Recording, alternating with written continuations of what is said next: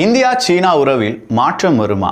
பெரிய அளவில் அமெரிக்க ஊடகங்கள் எதிர்பார்த்து காத்திருந்த சில செய்திகள் அப்படிங்கிறது வெளியாகி இருக்கிறது.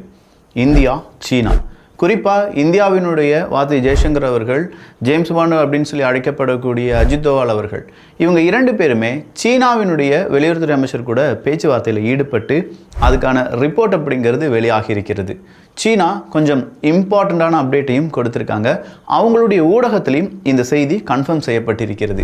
அப்படி என்ன நடந்திருக்கு, என்னென்ன விஷயங்கள் அடுத்ததாக நடக்க வாய்ப்புகள் இருக்குது அப்படிங்கிறது எல்லாத்தையுமே இந்த ஒரு பதிவில் பார்க்க போகிறோம். அன்பு தமிழ் நெஞ்சங்களுக்கு தமிழ் பொக்கிஷத்தின் வணக்கங்கள்.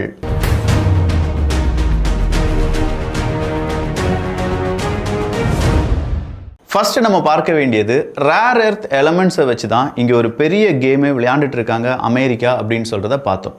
சீனா கூட அமெரிக்கா நேரடியாக மோதாமல் ஒரு 90 நாட்கள் எகெயின் ஒரு 90 நாட்கள் அப்படின்னு சொல்லி அவங்களுக்கு டைம் அவகாசம் கொடுப்பதற்கான காரணமும் அந்த ரேர் எர்த் எலமெண்ட்ஸ் அது பேஸ்டான பிஸ்னஸ் தான். ஸோ இந்த ரேர் எர்த் எலமெண்ட் அமெரிக்காவுக்கு ரொம்பவே தேவை. நாட் ஒன்லி அமெரிக்காங்க, எல்லா நாடுகளுக்குமே. குறிப்பாக மிலிட்ரி, ரிசர்ச், சயின்டிஃபிக்காக நம்ம ஏதாவது செய்கிறோம், விண்கலம், செயற்கைக்கோள் இப்படின்னு சொல்கிற எல்லாத்துக்குமே ரேர் எர்த் எலமெண்ட்ஸ் அப்படிங்கிறது தேவை. நம்ம யூஸ் பண்ணக்கூடிய மொபைலிருந்து மிலிட்ரியில் யூஸ் பண்ணக்கூடிய ரேடார் ஸ்டேஷன் வர இந்த ரேர் எர்த் எலமெண்ட் இல்லைனா சரியாக ஒர்க் ஆகாது என்பதும் குறிப்பிடத்தக்கது. அப்படிப்பட்ட ரேர் எர்த் எலமெண்ட்ஸ் அமெரிக்காவுக்கு சீனாவினுடைய உதவி இல்லாமல் அமெரிக்காவால் ஃபுல்ஃபில் பண்ண முடியாது. இதே நேரத்தில் இந்தியாவுக்கும் இந்த ரேர் எர்த் எலமெண்ட்ஸ் வேணும். சில 30 கிரிட்டிக்கல் மினரல்ஸ் அப்படிங்கிறது இந்தியாவினுடைய தேவை அப்படிங்கிறத இந்தியாவும் ஒரு பட்டியல் போட்டு வச்சுருக்காங்க. ஆனால் இந்தியாவுக்கு ரேர் எர்த் எலமெண்ட்ஸ் கொடுப்பதை சீனா என்ன செஞ்சாங்கன்னா கொஞ்சம் நாட்கள் தடைப்படுத்தினார்கள். அடுத்ததாக ரெஸ்ட்ரிக்ட் பண்ணாங்க. கம்ப்ளீட் தடை இல்லைனாலும் கொஞ்சம் கொஞ்சமாக நிறைய வெண்டாஸ் ரெஸ்ட்ரிக்ட் பண்ணுற மாதிரியான பல சட்டத்திட்டங்களை உருவாக்குனாங்க. சீனா இந்தியாவுக்கு மட்டும்தான் ரெஸ்ட்ரிக்ட் பண்ணாங்களா அப்படின்னு கேட்டால் இல்லை, பல நாடுகளுக்கும் அதே மாதிரியான ரெஸ்ட்ரிக்ஷன்ஸை ஸ்டெப் பை ஸ்டெப்பாக கொண்டு வந்தாங்க. இப்போது வாங்கியவர்கள் கூட நம்ம பேச்சுவார்த்தையில் ஈடுபட்ட இந்த ஒரு நேரம் வார்த்தை ஜெய்சங்கர் அவர்களிடம் சீனாவினுடைய வெளியுறவுத்துறை அமைச்சர் பேச்சுவார்த்தைக்கு பிறகு ரேர் எர்த் எலமெண்ட்டாக இருக்கட்டும், ஃபர்டிலைசராக இருக்கட்டும், டனல் பேஸ்டான மெஷினரிஸாக இருக்கட்டும், இது எல்லாத்தையுமே நாங்கள் மறுபடியும் இந்தியாவுக்கு கொடுக்க தயாராக இருக்கிறோம். 2 நாட்டு உறவு அப்படிங்கிறது ரொம்ப ரொம்ப ரொம்ப இம்பார்ட்டண்ட் அப்படின்னு சொல்கிறத இன்னைக்கு சீனா மற்றும் இந்தியாவினுடைய ஊடகங்கள் செய்தியாக வெளியிட்டிருந்த போது அதை உறுதிப்படுத்தியிருக்காங்க 2 நாட்டு அரசாங்கமும். ஸோ இங்கே நம்ம பார்க்க வேண்டியது என்ன அப்படின்னு பார்த்தீங்கன்னா, கொஞ்ச நாளாக தடைப்பட்டு இருந்த இந்த உறவில் மறுபடியும் ஒரு நல்ல ஒரு புரிதலுடன் அடுத்த கட்டத்தை நோக்கி நாம் நகர்கிறோமா அப்படின்னு கேட்டால் அதெல்லாம் கிடையாது. இப்போதைக்கு 2 பேருக்குமே பொதுவான ஒரு எதிரியாக அமெரிக்கா இருப்பதனால் சீனாவும் இந்தியாவும் சேர்ந்து இந்த முடிவுக்கு வந்திருக்கலாம். சீனாவை முழுசாக இந்தியா நம்பிடுமா அப்படின்னு கேட்டால் வாய்ப்பே கிடையாது. ஏன்னா சீனாவை நம்புறதும் ஒன்று தான், நாம் நம்ம தலையிலேயே மண்ணள்ளி போட்டுக்கிறதும் ஒன்று தான். அதே மாதிரி தான் அமெரிக்காவும். பட் உலக அரசியலை பொறுத்த வரைக்கும் நிரந்தர எதிரி, நிரந்தர நண்பன் அப்படிங்கிற 2 பக்கமும் இல்லவே இல்லை அப்படின்னு சொல்லக்கூடிய அந்த தருணத்தில் தான் நம்ம இருந்துட்டு இருக்கோம். நேற்று வரை நம்முடைய நண்பனாக இருந்த அமெரிக்கா இன்னைக்கு நம்முடைய முதுகில் குத்துறாங்க, நமக்கு எதிராக பல விஷயங்களை செய்கிறாங்க அப்படிங்கிறத டாரிஃப் 50% நமக்கு எதிராக போட்ட போதே நம்ம உணர்ந்து விட்டோம். 25% டாரிஃப் அப்படிங்கிறத நம்முடைய எக்ஸ்போர்ட்டர்ஸ் இப்போது அனுபவித்து வருகிறார்கள். இது ஆகஸ்ட் 7ஆம் தேதியிலிருந்து அமல்படுத்தப்பட்டு விட்டது. அடுத்ததாக ஆகஸ்ட் 27ஆம் தேதியிலிருந்து தான் டாரிஃப் 50% அப்படிங்கிறத கம்ப்ளீட்டாக அமெரிக்கா நம்ம மேலே புகுத்தும். அப்படி 50% டாரிஃப் வரும்போது கிட்டத்தட்ட 40லேருந்து 50 பில்லியன் அமெரிக்க டாலர் அளவுக்கான பொருட்கள் 50% டாரிஃபுக்குள் வந்துவிடும் என்கிற தகவலை இன்னைக்கு நம்முடைய ட்ரேட் அமைப்பு குறிப்பிட்டிருக்கிறது. வேர்ல்டு ட்ரேட் ஆர்கனைசேஷன் அப்படின்னு ஒன்று இருக்குது. இந்த WTO அப்படிங்கிறது தான் எந்த நாடு எந்த நாட்டுக்கு எதிராக ட்ரேடை சரியாக செய்யலை, வேர்ல்டு லெவலில் இந்த ட்ரேடை குழப்புவது யார், அந்த ட்ரேடினுடைய லிங்க்ஸாக இருக்கட்டும், அதனுடைய செயினாக இருக்கட்டும், சப்ளையாக இருக்கட்டும், இதெல்லாம் பாதிக்கிற மாதிரி எந்தெந்த நாடுகள் முடிவுகளை எடுக்கிறாங்க, அதை எப்படி கட்டுப்படுத்துவது அப்படிங்கிறதெல்லாம் முடிவெடுக்க வேண்டிய அமைப்பு.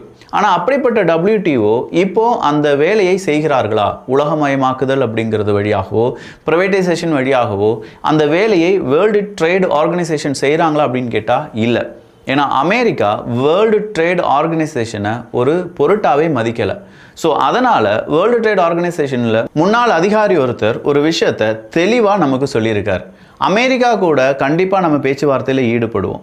ஏன் அமெரிக்கா சீனாவுக்கு எதிராக எந்த காய் நகர்த்தலும் செய்யாமல் இருக்காங்க அப்படின்னு கேட்டால், சீனாவை எதிர்த்து அமெரிக்காவால் பெரிய அளவில் இப்போதைக்கு எந்த விதமான விஷயங்களும் செய்ய முடியாது, பொருளாதாரம் பாதிக்கும். அதே நேரத்தில் இந்தியாவுக்கு எதிராக அமெரிக்காவினுடைய முடிவுகள் இந்தியாவினுடைய வீக்னஸை காண்பிக்கிறது அப்படின்னு சொல்லியிருக்காங்க. வீக்னஸ்னா என்ன? நாம் திரும்ப அதே மாதிரி ரிட்டாலியேட் பண்ண முடியுமா அப்படின்னு கேட்டால் அது முடியாதுன்னு சொல்கிறார் வேர்ல்டு ட்ரேட் ஆர்கனைசேஷனுடைய முன்னாள் அம்பாசிடர். நம்முடைய நெகோஷியேட்டராக இருந்த அந்த நபர் சொல்லக்கூடிய விஷயங்கள் ஒவ்வொன்றும் ரொம்ப முக்கியமானது. இந்தியாவை பொறுத்த வரைக்கும் நம்முடைய குட்ஸாக இருக்கட்டும், நம்முடைய சர்வீஸாக இருக்கட்டும், குறிப்பாக நம்முடைய H1B விசா, அது சம்மந்தமான ஜாப், இங்கே இருக்கக்கூடிய கம்பெனிஸ், சாஃப்ட்வேர் கம்பெனிஸ், இவங்க எல்லாருமே அமெரிக்காவை சார்ந்து இருக்கக்கூடிய நாடுகள் அவங்களுடைய சர்வீஸை இங்கே நம்ம செஞ்சு கொடுத்துட்ருக்கோம். அவங்களுக்கு தேவையான விஷயங்களை நம்ம செஞ்சு அதற்கான ரெம்யூனரேஷன் இல்லாட்டி இங்கே வரக்கூடிய இன்வர்டு ரெமிட்டன்ஸ் அப்படிங்கிறத நம்ம வாங்கிட்டு இருக்கோம். இந்த இன்வர்டு ரெமிட்டன்ஸ் அப்படிங்கிறது இந்தியாவுக்கு அதிகம் அப்படிங்கிறது நல்லாவே அமெரிக்காவுக்கு தெரியும். ஸோ அமெரிக்காவுக்கு எதிராக நம்ம ரிட்டாலியேட் பண்ணுறோம், நீ எனக்கு எதிராக 100%, நானும் உனக்கு எதிராக 100% அப்படின்னு சொல்லி பழிக்கு பழி வாங்குற மாதிரியான ஒரு நிலைமை இந்தியாவுக்கு வந்தது என்றால் இந்தியாவினுடைய பொருளாதாரத்தில் ரொம்பவே முக்கிய பங்கை வகிக்கக்கூடிய சர்வீஸ் செக்டாரில் மிகப்பெரிய பிரச்சனை வரும். ஆனால் இந்த சர்வீஸ் செக்டார் சீனாவிடம் இருக்கிறதா என்று கேட்டால் இல்லை. சீனாவை பொறுத்த வரைக்கும் சர்வீஸ் இருக்குது, அவங்க நாட்டுக்கு தேவையான சர்வீஸை அவங்களே செஞ்சுருவாங்க. பட் சீனா மேனுஃபேக்சரிங்கில் பெரிய ஆட்கள். சீனாவை பொறுத்த வரைக்கும் மேனுஃபேக்சரிங் யூனிட்டுக்குள்ளே பிரச்சனைகள் வராமல் பார்த்து கொள்வார்களே தவிர அவங்களுக்குள்ள சர்வீஸ் செக்டார் பிரச்சனையே இல்லை. வேறு எதுவுமே வேணாங்க. நாம் யூஸ் பண்ணுற யூடியூப்பை சீனாக்காரன் யூஸ் பண்ணுவானா அப்படின்னு கேட்டால் இல்லை. நாம் யூஸ் பண்ணுற யூடியூபாக இருக்கட்டும், இன்ஸ்டாகிராமாக இருக்கட்டும், இது எல்லாத்துக்குமே அவங்க நாடு என்ன செஞ்சிட்டாங்கன்னா அவங்களுக்கான சோஷியல் மீடியாவை உருவாக்கிட்டாங்க. ஸோ இங்கே வர இன்வர்டு ரெமிட்டன்ஸ் அப்படின்னு நான் சொன்னேன் பார்த்தீங்களா, அதில் H1B விசா அப்படிங்கிறதோடு மட்டும் இல்லாமல் இங்கே இருக்கக்கூடிய யூடியூபர்ஸ், இன்ஸ்டாகிராம், ஃபேஸ்புக், இதெல்லாம் கொஞ்சம் யோசிச்சு பாருங்கள். இது எல்லாமே டாலரில் தான் வந்துட்டு இருக்கு. இதெல்லாம் எங்கேருந்து வருது? அமெரிக்காவிலேருந்து வருது. நாங்கள் பேசுகிறோம், எங்களுக்கு காசு வருதுன்னா அதுவும் அமெரிக்காக்காரன் இந்த யூடியூப் வச்சு நடத்துறதுனால அந்த காசு அப்படியே வருதுன்னு வைக்கலாம். ஸோ இங்கே நம்ம சர்வீஸாக நம்ம என்ன பண்ணிகிட்ருக்கோன்னா கண்டென்ட் க்ரியேட் பண்ணுறோம். இந்த சர்வீஸ் அப்படிங்கிறத ஒரு கன்சியூமர் அதை கன்சியூம் பண்ணும்போது அதில் வரக்கூடிய விளம்பரங்கள் அவங்களுக்கு அமெரிக்க நிறுவனமான ஆல்ஃபபெட் இல்லாட்டி நம்ம கூகுள்னு சொல்கிறோம்ல, இந்த நிறுவனத்துக்கு ஒரு லாபத்தை கொடுக்கும். அந்த லாபத்தில் ஒரு போர்ஷனை தான் நமக்கு தராங்க. இதே மாதிரி தான் சாஃப்ட்வேர் இன்ஜினியர்ஸ் இல்லாட்டி சர்வீசஸ் அப்படிங்கிறதையும் ரன் பண்ணுறாங்க. ஸோ அவங்களுக்கு தேவையான ஒரு ப்ராடக்டை உருவாக்குறதுக்கு நம்மக்கிட்ட அதை என்ன செய்கிறாங்க, ஒரு அவுட் சோர்சிங் பண்ணி அந்த அவுட் சோர்சிங்லேருந்து அவங்களுக்கு ஒரு ப்ராடக்ட் கிடைக்குது. அதனால் நமக்கு ஒரு லாபம், அவங்களுக்கு ஒரு லாபம். ஸோ இந்த மாதிரியான சர்வீஸ் செக்டார் சீனா அதிகமாக செய்யாததுனால சீனாவுக்கு எதிராக அமெரிக்கா ஒரு காய் நகர்த்தல் செய்தாலும் ஈஸியாக சீனாவும் திருப்பி அடிக்கலாம். பட் இந்தியாவை பொறுத்த வரைக்கும் அப்படி முடியாதுங்கிற ஒரு கட்டம் இப்போது இந்தியாவுக்கு இருக்குது. நாம் யூஸ் பண்ணுற சோஷியல் மீடியாவில் எல்லாமே அமெரிக்கன் பேஸ்டாக தான் இருக்கும் அப்படிங்கிறதும் இங்கே குறிப்பிடத்தக்கது. கடைசியாக நம்முடைய 79வது சுதந்திர தின நிகழ்வில் அந்த ஒரு உரையில் பிரதமர் நரேந்திர மோடி அவர்கள் பேசின ஒரு பேச்சு, நமக்கான ஒரு சோஷியல் மீடியாவை நாமே வடிவமைக்க வேண்டும் அப்படிங்கிறது தான். அது கூட இல்லை அப்படிங்கிறது நமக்கு பெரிய நெகட்டிவ் தான். இதெல்லாம் விட அடுத்ததாக நம்முடைய எக்ஸ்போர்ட்டர்ஸ், நாம் எக்ஸ்போர்ட் பண்ணக்கூடிய ப்ராடக்ட்ஸ் அப்படிங்கிறதுல குறிப்பாக டெக்ஸ்டைல்ஸ் எல்லாமே அமெரிக்கன் மார்க்கெட் அப்படிங்கிறதுல ரொம்பவே முக்கியமானதாக இருந்தது. அதை இப்போ நம்ம இழந்து நிற்கிறோம் அப்படின்னு சொல்லும்போது திருப்பூர்லேருந்து வரக்கூடிய செய்திகள், டிபி ட்ரூப்ஸ் எல்லாருமே என்ன சொல்கிறாங்க, இப்போவே பாதி வேலை இல்லாத மாதிரியே இருக்குது பிரதர், ரொம்ப பெரிய அளவில் கஷ்டமாக இருக்குமோன்னு ஒரு பயம் இருக்குது அப்படிங்கிறாங்க. அதை ஓவர் கம் பண்ணுறதுக்கு இந்திய அரசாங்கம் இன்றைக்கி என்ன சொல்லியிருக்காங்கன்னா, காட்டனை நம்ம இம்போர்ட் பண்ணும்போது இம்போர்ட் டியூட்டி அப்படிங்கிற ஒரு 11% நம்ம வசூல் பண்ணிட்டு இருந்தோம். அந்த இம்போர்ட் டியூட்டி இப்போதைக்கு ஆகஸ்ட்லேருந்து செப்டம்பர் 30 வரை இல்லை அப்படிங்கிறத டெம்பரரியாக அறிவித்திருக்கிறார்கள். ஸோ இது டெக்ஸ்டைல் இண்டஸ்ட்ரியை கொஞ்சம் பூஸ்ட் பண்ணுறதுக்கு உதவும். அதே நேரத்தில் இதே மாதிரியான பல மானியங்களையும் டெக்ஸ்டைல் இண்டஸ்ட்ரி எதிர்பார்க்கிறார்கள். இது ஒரு புறம் இருக்க, அடுத்ததாக சீன ஊடகங்கள் என்ன சொல்லிட்டாங்கன்னா, நாம் தைவானை சீனாவினுடைய ஒரு அங்கம் தான். ஸோ இந்தியா இப்போ நெகோஷியேட் பண்ணதுனால, இந்தியாவும் சீனாவும் பேச்சுவார்த்தையில் ஈடுபட்டதுனால இந்தியா அதற்கு சம்மதித்து விட்டது. தைவானை பற்றி இந்தியா அவங்களுடைய தாட்டை மாற்றிக்கொண்டார்கள் அப்படிங்கிற ஒரு செய்தியை வெளியிட்டு விட்டார்கள். கண்டிப்பாக இந்தியா அதை எதிர்த்தார்கள்.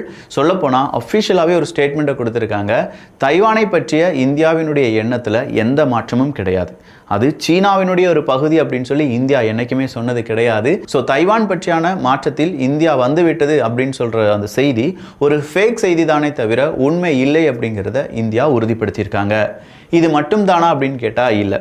அடுத்ததாக நம்ம இப்போ இருக்கக்கூடிய கிராஃப் எடுத்து பார்க்கும்போது, இது அஜித் தோவல் அவர்கள் சொன்னது, இப்போ இந்தியா சீனா உறவை எடுத்து பார்க்கும்போது அது அப்வேர்ட்ஸில் தான் இருக்குது. கொஞ்சம் நாட்களுக்கு முன்னாடி நடந்த செட்பேக்ஸ், பிரச்சனைகள், இது எல்லாத்தையுமே மறுபடியும் நம்ம மனசில் வச்சுக்கிட்டு 2 நாட்டு உறவை கெடுத்துக்கொள்வதற்கு இங்கே யாரும் தயாராக இல்லை. வரக்கூடிய ஷாங்காய் கோஆபரேஷன் ஆர்கனைசேஷனுடைய மீட்டிங், அதுவும் இந்திய நாட்டு பிரதமர் சீனாவுக்கே போகிறார். அதில் 2 நாட்டு தலைவர்களும் ஜி ஜின்பிங் அவர்களும் பிரதமர் நரேந்திர மோடி அவர்களும் சந்தித்துக் கொள்ள போகிறார்கள். அப்படிங்கிற அந்த நிகழ்வு இந்தியா சீனா உறவில் அடுத்த மைல்ஸ்டோனாக இருக்கும். அந்த ஒரு நிகழ்வை நாம் இங்கிருந்தே தொடங்கி இருக்கோம். நிச்சயமா பல மாற்றங்களை எதிர்பார்க்கலாம் அப்படிங்கிறத இன்னைக்கு NSA நேஷனல் செக்யூரிட்டி அட்வைசர் வழியாகவும் நம்மளால் உணர்ந்து கொள்ள முடியுது. அதற்கான அறிக்கையும் வெளியாகி இருக்கிறது. ஸோ ஓவராலாக பார்க்கும்போது ரேர் எர்த் எலமெண்ட்ஸ் இல்லாட்டி ஃபர்டிலைசர், டனல் மெஷின்ஸ் இது எல்லாமே இந்தியாவுக்கு கொடுப்பதற்கு நாங்கள் தயாராகிவிட்டோம். அடுத்ததாக நாங்கள் போட்டிருந்த பல ரெஸ்ட்ரிக்ஷன்ஸ் அப்படிங்கிறது எல்லாத்தையுமே நாங்கள் தடுக்க போகிறோம் அப்படிங்கிறத சீனா அறிவித்து விட்டார்கள். இந்தியா மற்றும் சீனா எல்லை இப்போது ரொம்ப அமைதியாக இருக்குது அப்படிங்கிற ஒரு வார்த்தையும் பேசியிருக்கிறார்கள். இப்போ பிரச்சனையே இல்லாமல் இருந்துட்டு இருக்கக்கூடிய இந்த 2 நாடுகளும் ஒன்றிணைய வேண்டிய கட்டாயம் இருப்பதாகவும், அதன் வழியாக ட்ரேடாக இருக்கட்டும், வரும் காலத்துக்கு தேவையான முக்கியமான நிகழ்வுகளாக இருக்கட்டும், அதை 2 நாடுகளும் சேர்ந்து செய்ய வேண்டியதாக இருக்கும் என்கிற தகவலையும் 2 நாட்டு அரசாங்கமும் கொடுத்திருக்கிறார்கள். சரி, சீனா இப்போ இந்தியா பக்கம் வருகிறது, அப்போ பாகிஸ்தானை கை கழுவிட்டாங்களா அப்படிங்கிற ஒரு கேள்வி வரலாம். சீனாவும் ரொம்ப தந்திரமானவங்க தான். ஆனால் கொஞ்சம் யோசிச்சு பாருங்க, சீனா யாரை நம்பிட்டு இருந்தாங்கன்னு? பாகிஸ்தானை நம்பிட்டு இருந்தாங்க. பட் இப்போ பாகிஸ்தான் யாரை நம்பிட்டு இருக்காங்கன்னு கொஞ்சம் யோசிச்சு பாருங்க, அமெரிக்காவை. அமெரிக்காவினுடைய அதிபர் டொனால்டு ட்ரம்ப் அவர்கள் இந்தியாவினுடைய எக்கானமி ஒரு டெட் எக்கானமி, இந்தியா கூடிய சீக்கிரம் பாகிஸ்தானில் போய் கையேந்த வேண்டியதாக இருக்கும் ஆயிலுக்காக இல்லை கனிம வளத்திற்காக அப்படிங்கிற ஒரு வார்த்தையை சொல்லியிருந்தார். அந்த வார்த்தையை சொன்னதற்கான காரணம் அமெரிக்காவுக்கும் பாகிஸ்தானுக்கும் இடையே ஏற்பட்டிருக்கக்கூடிய பல ஒப்பந்தங்கள் தான். அதனால தான் முனீர் அவர்கள் அமெரிக்காவுக்கே போய் இந்தியாவை பற்றியும் இந்தியாவில் நடந்த ஆப்ரேஷனை பற்றியும் நாங்கள் பாதி உலகத்தை அழித்து விடுவோம் அப்படின்னு சொல்கிற கொக்கரிப்பு எல்லாமே செய்திருந்தார். அந்த தைரியத்தை முனீருக்கு யார் கொடுத்தது அப்படின்னு பார்த்தா அமெரிக்காவினுடைய அதிபர் டொனால்டு ட்ரம்ப் அவர்கள் தான். ஸோ அமெரிக்காவும் பாகிஸ்தானும் அங்கே ஒன்றிணைகிறார்கள். அமெரிக்காவும் பாகிஸ்தானும் ஏதோ ஒரு ப்ராஜெக்டை ரன் பண்ணுறாங்க. அமெரிக்காவும் பாகிஸ்தானும் இணைந்து அங்கே இருக்கக்கூடிய ஆயில் எல்லாத்தையுமே கட்டுப்படுத்த போகிறாங்க, இல்லை பாகிஸ்தானில் இருக்கக்கூடிய ஆயில் எல்லாத்தையுமே எடுக்க போகிறாங்க. இந்த செய்தி எல்லா ஊடகத்திலும் வந்தது. இதை பாகிஸ்தானும் அக்செப்ட் பண்ணாங்க. எஸ், எங்களுக்கு ஹெல்ப் பண்றதுக்கு அமெரிக்கா தயாராக இருக்காங்கன்னு. அமெரிக்கா உள்ள வந்துட்டாங்கன்னா எங்களுக்கு என்ன வேலை இருக்கு அப்படின்னு சொல்றத சீனா பாகிஸ்தானுக்கு எடுத்து உரைக்க வேண்டும். எடுத்து உரைக்கவில்லை என்றாலும் சும்மா மூஞ்சில் அடிச்ச மாதிரி ஏதாவது ஒரு பதிலடி கொடுக்கணும். அதுக்கு வேற வழி கிடையாது. இந்தியா கூட அவங்க இணக்கமா போறது தான். நான் முதலே சொல்லிட்டேன், உலக அரசியலில் நிரந்தர நண்பர்கள் நிரந்தர பகைவர்கள் அப்படிங்கிறது இல்லவே இல்லை.